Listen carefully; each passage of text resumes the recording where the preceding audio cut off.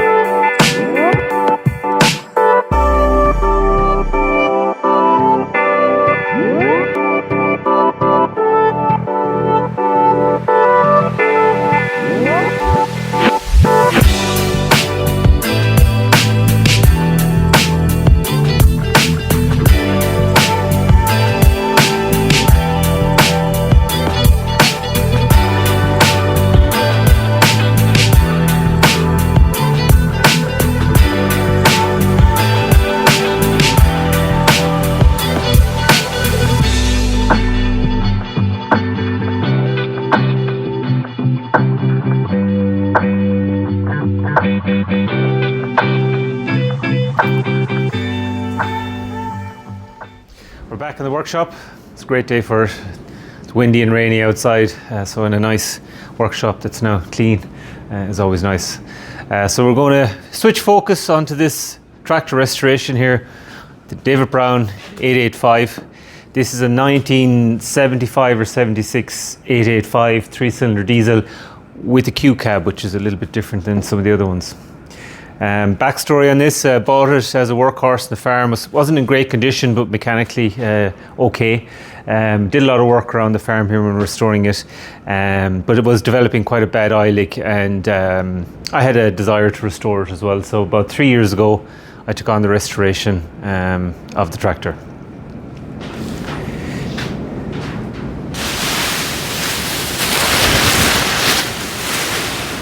So where I got to at the end of last winter was the tractor itself had been pretty much rebuilt. I had rebuilt the engine, repainted the chassis, just got refurbished wheels, tires, put it all back together and got it running, and it was running quite well, and I'll insert a clip of it running here. But I noticed after a while that it was putting out quite a bit of oil out the exhaust, and there was a lot of crankcase pressure, too much. And I'm pretty sure I know the root cause. When I took the engine apart, there was quite a bit of damage on particularly one of the pistons, but a lot of the rings were damaged as well. And there was some scoring on the block. I decided to try it without machining it, and probably made the wrong decision there.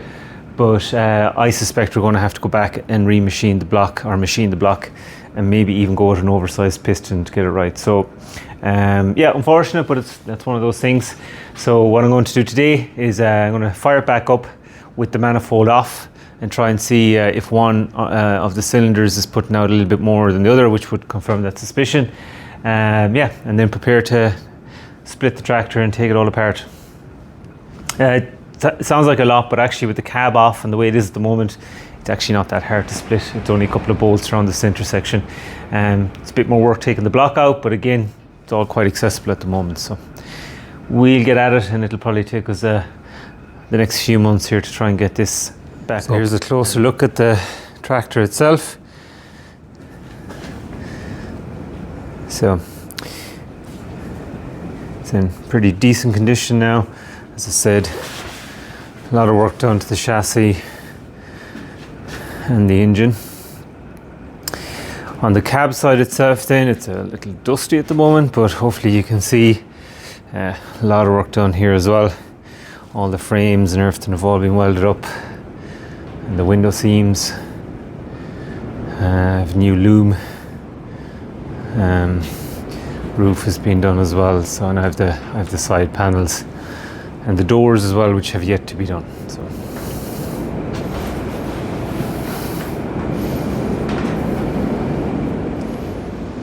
So I just popped the manifold off there, and straight away I think I can see some of the issue. So if we look here in this cylinder, it's pretty dry.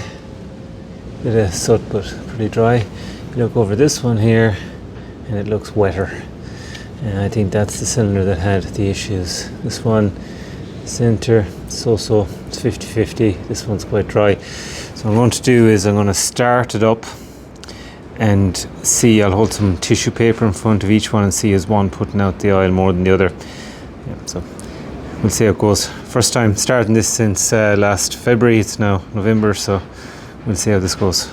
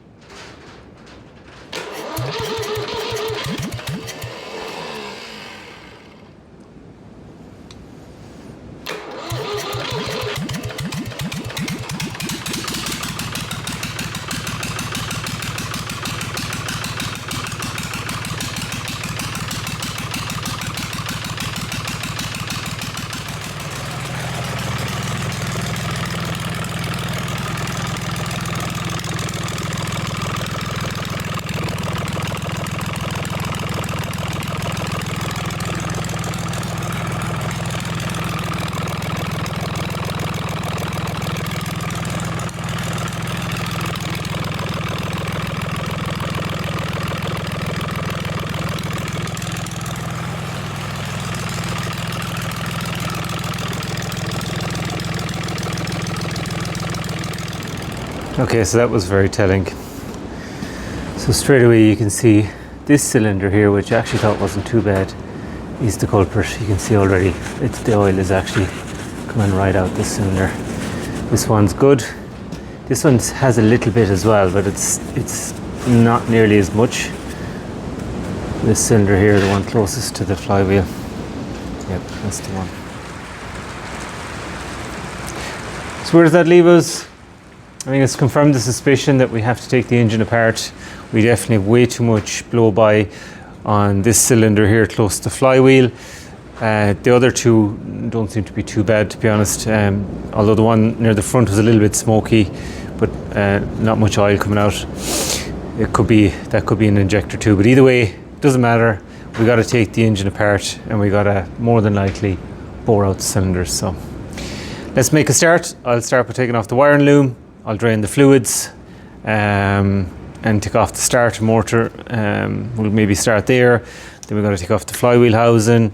I got some supports for the center of it, and then you can take the engine apart then after that. So let's start there.